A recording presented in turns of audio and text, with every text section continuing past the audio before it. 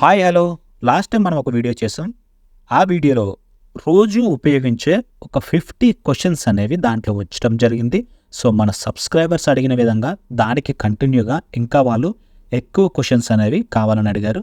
So అదేవిధంగా దానికి కంటిన్యూగా మరొక 60 అనేది ఈ వీడియోలో యాడ్ చేయటం జరిగింది. సో ఇవి చాలా సింపుల్గా ఉంటాయి, మనం ప్రతిరోజు ఉపయోగించేవే.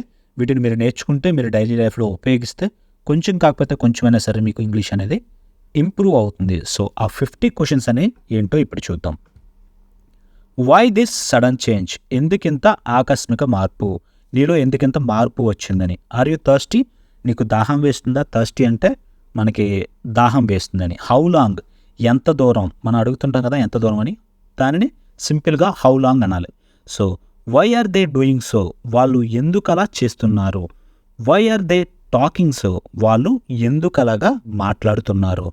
సో మీకు వీడియో నచ్చితే డెఫినెట్గా లైక్ చేయండి అండ్ సబ్స్క్రైబ్ చేయండి. మీకు ఏమైనా డౌట్స్ ఉంటే నాకు కామెంట్ రూపంలో తెలియచేయండి. మీ ప్రతి ఒక్క కామెంట్కి నేను రిప్లై ఇస్తాను. మీకు ఏ విధమైన డౌట్స్ ఉన్నా, వీడియోస్ కావాలన్నా నాకు కామెంట్ రూపంలో తెలియచేయండి. ఆ పర్టికులర్ టాపిక్ మీద నేను వీడియో అనేది చేయటం జరుగుతుంది. So what if? అయితే ఏమిటి? మనం అంటాం కదా వాట్ ఇఫ్ అంటాం కదా, అయితే ఏమిటి? సో వాట్ అని కూడా అనొచ్చు. So did you get my mail? నీకు నా మెయిల్ అందిందా? Did you not get my mail? నీకు నా మెయిల్ అందలేదా? Is it me you want? మీకు కావాల్సింది నేనా? Was it not he? Who told you? ఇతను కాదా? ఎవరు చెప్పారు? What did he say? అతను ఏమన్నాడు? What did they ask? వాళ్ళు ఏమి అడిగారు? Do you remember me? నేను నీకు గుర్తున్నానా? ఇది జనరల్గా అందరూ అడిగే క్వశ్చన్. నీకు నేను గుర్తున్నాను అంటాం కదా, దాన్ని ఇంగ్లీష్లో డూ యూ రిమెంబర్ మీ అని చెప్పేసి అనాలి. సో రిమెంబర్ అంటే గుర్తున్నాను అని చెప్పేసి. So will you want us to come here? మమ్మల్ని అక్కడికి రమ్మంటారా? Will you do one thing? మీరు ఒక పని చేస్తారా? సో మనం ఎవరినైనా అడగాలంటే నా కోసం ఒక పని చేయండి అంటే will you do one thing for me? నా కోసం ఒక పని చేస్తారని చెప్పేసి ఈ విధంగా అడగాలి. How long will it take? ఎంత సమయం పడుతుంది? మనం ఎక్కడైనా దేనికోసమైనా వెయిట్ చేస్తున్నప్పుడు సింపుల్గా how long will it take అంటే ఇంకా ఎంత సమయం పడుతుందని. Why are you afraid of English? English అంటే ఎందుకంత భయం? ఇది ప్రతి ఒక్కరికి ఉన్న భయమే. అఫ్రైడ్ అంటే భయం. So why are you afraid of English? నీకు ఇంగ్లీష్ అంటే ఎందుకంత భయం. Which way do you want me to go? నన్ను ఏదా మార్గంలో వెళ్ళమంటారు? What do you want me to ask? నన్ను ఏమి అడగమంటారు? What do you want me to do? నన్ను ఏం చేయమంటారు? మనం ఎవరినైనా నన్ను ఏం చేయమంటారు అని అంటాం కదా, అప్పుడు ఏం చెప్పాలంటే what do you want me to do? నన్ను ఏమి చేయమంటారు? So somebody is calling you. ఎవరో మిమ్మల్ని పిలుస్తున్నారు. ఈజ్ సంబడి కాలింగ్ మీ? నన్ను ఎవరైనా పిలుస్తున్నారా? ఇక్కడ చూడండి, ఫస్ట్ ఏమో ఎవరో నన్ను పిలుస్తున్నారు అని చెప్పేసాను. Second question is somebody calling మీ? ఎవరైనా నన్ను పిలుస్తున్నారా అని అడగాలంటే ఫస్ట్ ఈజ్ అనేది ఉపయోగించాలి. How do I address you? నిన్ను ఎలా పిలవాలి? How do I call you? నిన్ను ఎలా పిలవాలి? రెండు ఒకటే. So where do they live? వాళ్ళు ఎక్కడ ఉంటారు?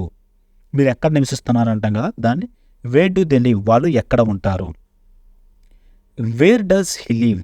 అతను ఎక్కడ ఉంటాడు? Why are you so late? మీరు ఎందుకింత ఆలస్యం చేస్తారు? Why do you speak with him? అతనితో మీకు మాటలు ఏమిటి? అతనితో ఎందుకు మాట్లాడుతున్నారు? Is this the happiness you are looking for? నీకు కావలసిన ఆనందం ఇదేనా? They are feeling hungry. వాళ్ళు చాలా ఆకలిగా ఉన్నారు అంటే చాలా ఆకలి వేస్తుందని చెప్పేసి. హంగ్రీ అంటే ఆకలి అని. Are they feeling hungry? వారికి ఆకలిగా ఉందా? ఇది question. They are not feeling hungry, ఇది ఆన్సర్. వాళ్ళకి ఆకలిగా లేదు. Are they not feeling hungry? వారికి ఆకలిగా లేదా? సో ఇది కూడా ఒక question. Why are they feeling hungry? వారికి ఎందుకు ఆకలిగా ఉంది? Why are they not feeling hungry? వారికి ఎందుకు ఆకలిగా లేదు? What will you like to eat? మీరు ఏమి తీసుకుంటారు? తినటానికి. Did you prepare breakfast? మీరు టిఫిన్ అనేది తయారు చేశారా? Has food been served? భోజనం అనేది వడ్డించారా? Would you please pass me the salt? కాస్త ఉప్పు అనేది అందిస్తారా? What dishes are cooked or prepared today? ఈరోజు ఏమి వంటలు అనేది ప్రిపేర్ చేశారు? The bus made a brief stop. ఆ బస్ కొద్దిగా ఆగింది. We came to the conclusion that we had been deceived. మేము మోసపోయామని ఒక ముగింపుకి వచ్చాము. డిసీవ్డ్ అంటే మోసపోయామని చెప్పేసి. Sunny's new bike is quite attractive. Sunny యొక్క కొత్త బైక్ అనేది చాలా ఆకర్షణీయంగా ఉంది. A few of them understood our problem. వారిలో కొంతమంది మన సమస్యను అర్థం చేసుకున్నారు. ఫ్యూ అంటే కొంతమంది అని చెప్పేసి. Many of them wanted to see him. వారిలో చాలామంది అతన్ని చూడాలనుకున్నారు. We could not figure out how to write them a mail. వాళ్ళకి మెయిల్ ఎలా రాయాలో మేము అర్థం చేసుకోలేకపోయాము. డోంట్ టెల్ మీ ఎ లై. నాకు అబద్ధం చెప్పొద్దు. దాన్ని వేరే రకంగా కూడా ఎలా చెప్తారంటే డోంట్ లై టు మీ. నాకు అబద్ధం చెప్పొద్దు. నెవర్ టెల్ ఎ లై. ఎప్పుడూ అబద్ధం చెప్పొద్దు. She did not want him to die. అతను చనిపోవాలని ఆమె అనుకోలేదు. They selected Vijay as a captain of the team. వారు టీంకి కెప్టెన్గా విజయ్ని సెలెక్ట్ చేశారు. Please limit your speech to 10 minutes. దయచేసి మీ ఉపన్యాసాన్ని 10 నిమిషాలకు కుదించండి. ఎక్కడైనా పబ్లిక్ మీటింగ్స్లో స్పీచ్కి లిమిట్ అనేది ఉంటుంది కదా, అప్పుడు ఈ విధంగా చెప్పాలి. Please limit your speech to 10 minutes. దయచేసి ఒక 10 నిమిషాలు మాత్రమే మాట్లాడండి అని చెప్పేసి. That does not surprise me. అది నాకు ఆశ్చర్యం అనేది కలిగించదు. He wanted to surprise her. అతను ఆమెను ఆశ్చర్యపరచాలని అనుకున్నాడు. I have a surprise for you. మిమ్మల్ని ఆశ్చర్యపరిచే విషయం నా దగ్గర ఒకటి ఉంది. Don't forget your stuff. మీ అంశాలను మర్చిపోవద్దు. స్టఫ్ అంటే మీ యొక్క థింగ్స్ అని చెప్పేసి కూడా వస్తుంది. Don't interrupt our conversation. మా సంభాషణకు అంతరాయం కలిగించవద్దు. ఇంటరప్ట్ అంటే అంతరాయం అని చెప్పేసి.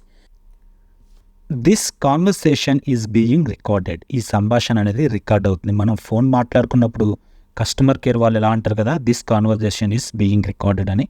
సో అంటే ఇది రికార్డ్ అవుతుందని. This conversation is not being recorded. ఈ సంభాషణ అనేది రికార్డ్ అవ్వటం లేదు. I need your explanation. Explanation అంటే వివరణ. నాకు మీ వివరణ అనేది అవసరం. I don't need your explanation. నాకు మీ వివరణ అనేది అవసరం లేదు. ఇవి మనం ప్రతిరోజు ఉపయోగించే ఒక 60 క్వశ్చన్స్ అనేవి. సో మీకు ఇంకా 50 కావాలంటే లాస్ట్ టైం నేను ఒక వీడియో చేశాను. ఆ వీడియో అనేది మీకు కామెంట్ రూపంలో ఉంచుతాను. ఒకసారి ఆ వీడియో కూడా చూడండి. సో దట్ మీకు క్లియర్గా అర్థమవుతుంది. సో ఇది మీకు అర్థం కాకపోతే ఈ వీడియో మళ్ళీ ఒకసారి వీడియో చూడండి. సో మీకు క్లియర్గా అర్థమవుతుంది. సో ఏమైనా మీకు డౌట్స్ ఉంటే కమెంట్ రూపంలో నాకు తెలియచేయండి. మీ యొక్క ప్రతి డౌట్కి నేను ఆన్సర్ చేస్తాను. అండ్ మీకు ఇంకా ఎటువంటి వీడియోలు కావాలి అనేది కూడా నాకు కమెంట్ రూపంలో తెలియచేయండి. సో మీరు అడిగిన ప్రతి కామెంట్కి నేను ఒక వీడియో అనేది చేయటం జరుగుతుంది. సో వీడియో నచ్చితే డెఫినెట్గా లైక్ చేయండి అండ్ సబ్స్క్రైబ్ చేయండి. వీలైతే మీ ఫ్రెండ్స్కి షేర్ కూడా చేయండి. Thank you very much.